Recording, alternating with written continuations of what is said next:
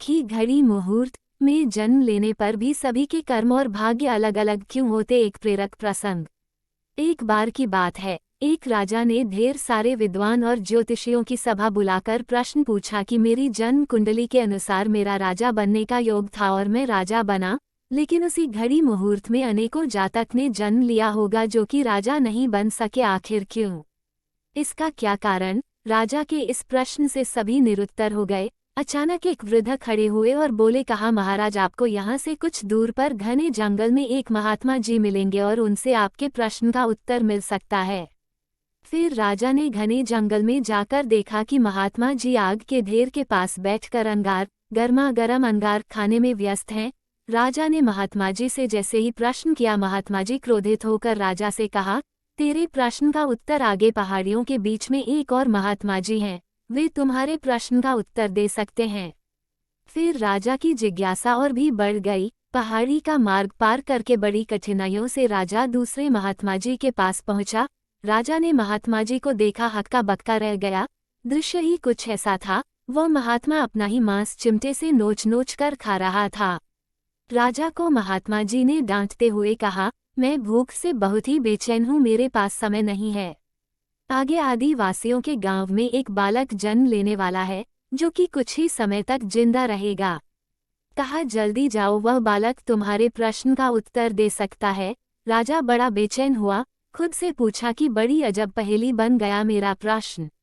उत्सुकता प्रबल थी। राजा पुनः कठिन मार्ग पार किया, उस गांव में पहुंचा। गांव में उस दंपति के घर पर पहुंचकर सारी बात बताई। जैसे ही बच्चा पैदा हुआ, दंपति ने नाल सहित बालक को राजा के सम्मुख उपस्थित किया। राजा को देखते ही बालक हंसते हुए कहने लगा, राजन, मेरे पास भी समय नहीं है, किंतु अपना उत्तर सुन लो। तुम, मैं और दोनों महात्मा 7 जन्म पहले चारों भाई राजकुमार थे। एक बार शिकार खेलते खेलते हम जंगल में 3 दिन तक भूखे प्यासे इधर उधर भटकते रहे। अचानक हम चारों भाइयों को आटे की पोटली मिल गई।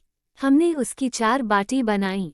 फिर अपनी अपनी बाटी लेकर खाने के लिए बैठे ही थे कि भूख प्यास से तड़पते हुए एक महात्मा जी वहां पर आ गए। अंगार खाने वाले भाई से उन्होंने कहा, बेटा, मैं भी 10 दिन से भूखा हूँ, अपनी बाटी में से मुझे भी कुछ हिस्सा दे दो, मुझ पे दया करो, जिससे मेरा भी जीवन चल जाए। इतनी बात सुनते ही भाई गुस्से से भड़क उठे और बोले, ये तुम्हें दे दूंगा तो मैं क्या खाऊंगा? अंगार, जाओ, भागो यहाँ से। वे महात्मा जी फिर मांस खाने वाले भाई के पास आए, उनसे अपनी बात कही, किंतु उस भाई ने भी महात्मा जी से गुस्से में कहा कि बहुत ही मुश्किल से प्राप्त हुई ये बाटी, ये तुम्हें दे दूंगा तो फिर क्या मैं अपना मांस नोचकर खाऊंगा?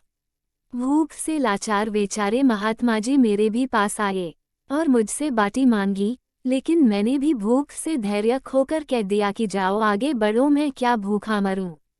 अंतिम आशा लेकर वो महात्मा जी, हे राजन, आपके पास भी आए तथा आपसे भी दया की याचना की।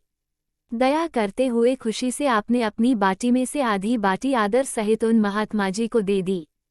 किंतु बाटी पाकर महात्मा जी बड़े खुश होकर बोले, तुम्हारा भविष्य तुम्हारे कर्म और व्यवहार से ही फलेगा। बालक ने उत्तर दिया, कहा, इस प्रकार उस घटना के आधार पर हम अपना अपना भोग रहे हैं। और यह सब बताने के बाद वो बालक मर गया। धरती पर एक समय में अनेकों फल फूल खिलते हैं, किंतु सबके रंग, रूप, गुण, आकार, प्रकार और स्वाद भिन्न भिन्न होते हैं। राजा के समझ में आ गया कि शास्त्र भी 3 प्रकार के हैं, ज्योतिष शास्त्र, कर्तव्य शास्त्र और व्यवहार शास्त्र। इस तरह जातक सब अपना अपना किया दिया लिया ही पाते हैं, यही है जीवन। क्योंकि गलत पासवर्ड से एक छोटा सा मोबाइल नहीं खुलता, सोचिए जरा गलत कर्मों से जन्नत के दरवाजे कैसे खुलेंगे। मित्रों, कहानी अच्छी लगी हो तो लाइक और सब्सक्राइब करना ना भूलें। धन्यवाद।